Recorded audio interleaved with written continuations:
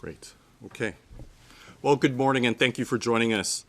Canada's major cities have been gripped by a loud minority of haters who have been sowing division, chaos, and lawlessness. They falsely drape themselves in religion or ethnicity to shield themselves from valid criticism. And they have abused our sensibilities as Canadians and exploited our charter to break our laws with little to no consequences. Let's be clear. The haters are as Muslim as the Ku Klux Klan are Christian. That is not at all. The nefarious agenda of the hateful minority have nothing to do with honoring God, but everything to do with filling their own pockets.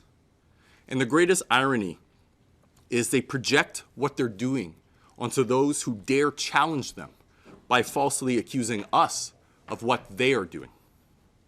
The current administration has shown Canadians that they are unwilling or incapable of stemming the tide of extremism and radicalization that has gripped Canada.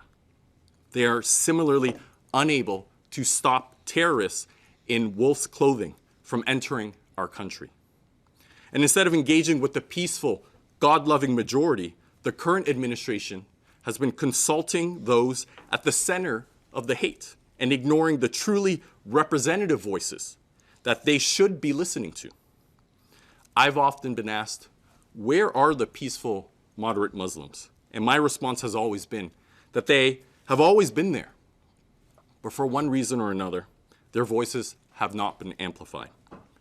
Today, we're changing that. And I'm honored to be joined by leaders from the Global Imams Council, which is comprised of over 1,500 Islamic scholars and faith leaders from all Islamic sects and schools of thought from around the world. The Global Global Imams Council are partners in peace who have rejected hate and the politicization of their faith. They have adopted the IHRA, the International Holocaust Remembrance Alliance definition of anti-Semitism, and they have an exciting announcement to give today about the role of Canada in advancing peace, tolerance, and pluralism. So without further ado, I would like to introduce the following leaders, beginning to my immediate left. Imam Mohammad Tawhidi is Vice President of the Global Imams Council. Many will know him on X, formerly Twitter, as Imam of Peace. We have Imam Paul Salahuddin Armstrong, Director of the Global Imams Council in the United Kingdom and co-director of the Association of British Muslims. Dhafir Al-Shammary, Director of Counter-Extremism, Global Imams Council, and Imam Abid Jaffri, Director of Global Imams Council Canada. Imam Tawhidi, the floor is yours. Thank you very much. We are absolutely honored, and it's a pleasure to firstly be in Ottawa, and we thank you very much for this opportunity.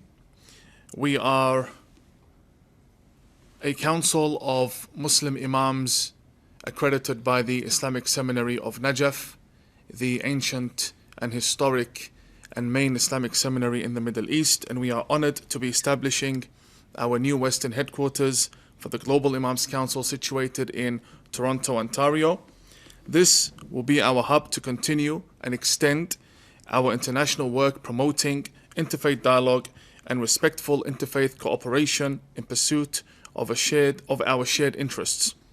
And they are peace, mutual recognition, and mutual acceptance. The Global Imams Council comprises of Islamic scholars and faith leaders from all Islamic sects and schools of thought.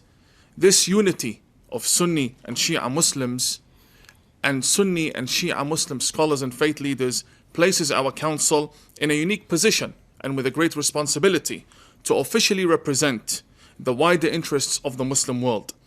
Our vision is to serve and represent Muslim communities worldwide, to unite imams, and to advocate for peaceful coexistence among all communities. We fully and wholly reject violence, extremism, and Islamism in all its forms.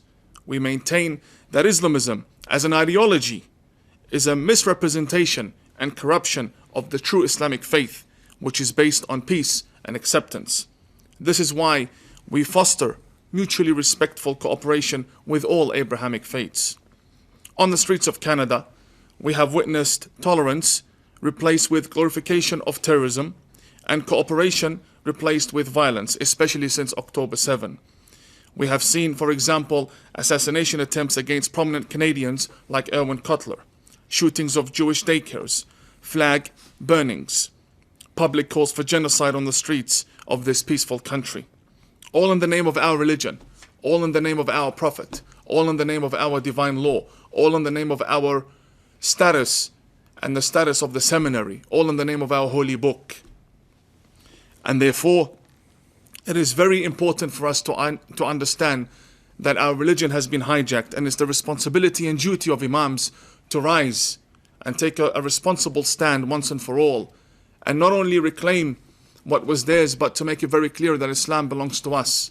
Islam came to Arabia, and therefore it is important for Imams who graduate from Arabia, from the seminaries of Arabia, those who are ordained in the Middle East, in the holy Islamic cities, should be speaking out. And whether or not they speak fluent English, our council is there to make sure that their voices are understood and heard. So with all of this happening in the name of our religion, their one goal is to tear and divide our societies and tear brother from brother. This polarization that once marked the worst tensions in the Middle East has taken root in our own streets here in Canada, and it must be stopped. Our council, the Global Imams Council, offers a complete rejection of the rise of extremism, anti-Semitism, anti-Muslim bigotry, violence, glorification of terrorism, and anti-Western displays in Canada and around the world. These are all un-Islamic. Islam teaches us to respect and love and defend the land that you live within, and the land that gave you your identity, your freedom, your education, your healthcare, and all the benefits that we have here in Canada. In summary, we are building a foundation for measured and respectful dialogue of theologians, of faith leaders, to restore the trust and cooperation. Before Islamists hijacked it, there was a beautiful cooperation between the Muslim community and the Jewish community and the Christian community. We would like to see that restored in Canada. Before October 7, the interfaith gatherings were very vibrant and frequent. Our council promises to restore that within this society. Today, we are hosting a symposium bringing together thought leaders of all Abrahamic faiths to help restore the spirit of the Abraham Accords. And the Abraham Accords is our guiding model. Why? Because the GIC vision really sees that Canada and Canada's values mirror the values of the Abraham Accords. Peace, harmony, coexistence, diversity, living together, not just in tolerance, but acceptance with one another, of one another. This is what Canada stands for, and this is exactly what is reflected in the Abraham Accords. And the Abraham Accords was born in the Middle East, between cousins in the Middle East, and therefore we should not allow the violence to translate from the Middle East into the streets in Canada. Instead, we should bring the peace in the Middle East to our communities in Canada to create peaceful, vibrant societies here. In a time when our Abrahamic brothers and sisters are being attacked, whether it be from the Jewish community or other communities, we strongly believe that the Global Imams Council is going to play a significant role in establishing peace in Canada and defending it and making sure that it stays there forever. May God bless you all. Thank you, Imam Tawhidi. Imam Armstrong. Peace be with you all. Today, I'm also here to support the establishment of the Global Imams Council in Canada. I am a part of this esteemed body. I am also a representative of the Association of British Muslims.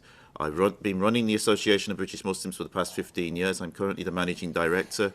The situation which you see here in Canada is mirrored very closely by the situation in the United Kingdom. And it is something that those of us who understand the problem have been working against for a long time. We need to return back to the teachings of our beloved Prophet, peace be upon him. In Medina, he established a community. He was actually called to Medina because the people of Medina were different groups and they kept fighting each other. And they asked him to come and establish peace between them because they couldn't solve the problem themselves. And in Medina, they established a constitution. and in that constitution that they all signed on to. And the Prophet Muhammad said, he named the different tribes, and some of those tribes were Jewish. Some of those tribes were still pagan, and some of them had embraced Islam. And they all accepted the principles of that constitution. And the Prophet said that we have different religions, but we are one ummah. Our Prophet also said that you're not a Muslim unless people are safe from what you do with your hands. So how can these people be representing us? We are the inheritors of the teachings of our beloved Prophet, peace be upon him, Sunni and Shia alike. This council and how we've established it, how we are working together, is based upon those initial principles in the Constitution of Medina and also in the many letters that our Prophet, peace be upon him, sent to the different Christian communities, in which he said that the Christians are his citizens and his allies.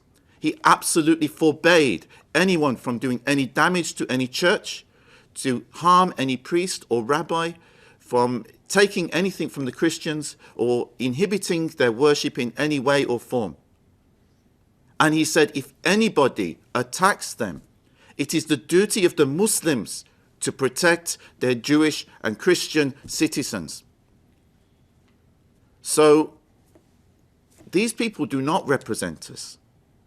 And as imams, as scholars, it is our responsibility. Imam Ali, may Allah bless him, said that knowledge, if you have knowledge, you have to act upon that knowledge. Otherwise, you lose that knowledge. Scholars within Islam are people of knowledge. Ulama literally means people of knowledge. So it becomes a duty and a responsibility of people when they learn knowledge to put that knowledge into practice. And this is why we're here today, acting upon our knowledge and doing what we can to restore civil order within Canada, also within the United Kingdom, and within other countries around the world. May Allah help us in this endeavor, and we are very eager to work with anybody else who supports these noble aims that we are aspiring and working towards. Thank you for your time and consideration. Thank you, Imam Armstrong. Mr. Al-Shammary. Thank you very much. First of all, I'd like to thank the Canadian nation, government and parliaments for having us here, giving us the time to say our words. As specialized in counterterrorism, counter-extremism and anti-radicalization, I have been invited to join the council, which is a privilege. It shows that the council seriously working to have people from different sectors, not only religion, but as well in other fields, like the field I am in or representing. Our goals and objectives is to ensure that not only the current generation, but the growing up generations in the West are not infected with radicalization or extremism, and they are, when they go to school, they do respect everyone else from every other faith that they are with in the schools or universities or youth centers or wherever they are going. I grew up in a totalitarian regime, dictatorship. I have suffered from extremist and political Islamic militias. I've been targeted myself, my family, because we raise our voice for love and peace with everyone else. And we suffered, we paid really, really high price.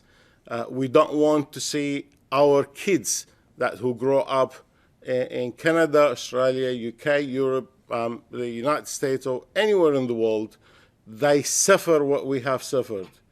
So we want, our work is to ensure that these new generations are grown up in a healthy environment, in a healthy communities, and in a healthy nation. Unfortunately, extremists, they infiltrate democratic system. They took advantage of it, and they still can get away. I don't want anyone harm my kids from any sides, and for sure I want the same for anyone else and everyone else. Thank you. Thank you, Mr. Al-Shammary.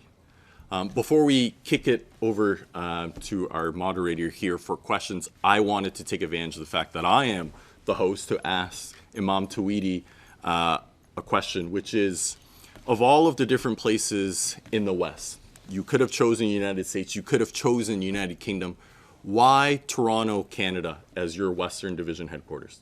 For two main reasons. First is that Canada has a very good reputation in the Muslim world, and it has not been involved in ongoing wars in the Middle East, and therefore our leaders and our seminaries appreciate Canada's stances and positions when it comes to peace and harmony, both in the region and on the world stage. Secondly, Toronto has the largest amount of diplomatic missions, whether it be consuls general or international organizations outside of the United Nations, so it ranks second. And we see Toronto as a global city from which we establish our relationships with the world. And also, since Canada has been chosen as the country, Toronto embraces the largest Muslim community that is vibrant and diverse, and we have the most amount of schools and ethnicities and languages spoken. And we really believe that Canada is a home for any organization that wants to promote peace and harmony and coexistence and acceptance, because all of these positive values align with Canada's history and vision for the future. Thank you, Imam Tawhidi. Madam Moderator. Thank you. As there's no question in the room or online, this is what concludes this press conference. Thank you all for coming here. Really appreciate it. Great. Thank you very much. Thank you.